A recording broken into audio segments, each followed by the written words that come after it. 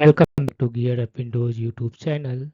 In this video, we will guide you on how to turn off Windows 11's animation effects to improve performance of your Windows 11 PC.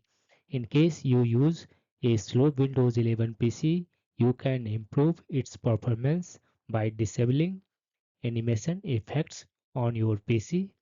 For this, first click on this one Start button and then click this one Settings. Under Settings, click on Accessibility in the left sidebar. On the right, click on this one Visual Effects.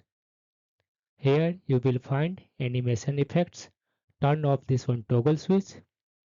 Then close in this one Settings app. Now press Windows plus R key on the keyboard to open dialog box. Here you need to copy and paste this one command from this one video description. System Properties Performance.exe. Then click on OK button. Now under Visual Effects, select this one Custom option. Here uncheck this one three options: Animate controls and elements inside Windows, Animate windows when maximizing and minimizing, and uncheck this one option also, Animations in the taskbar.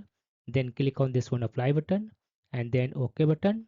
After that, restart your PC once and you will see a slight improvement in your Windows 11 PC.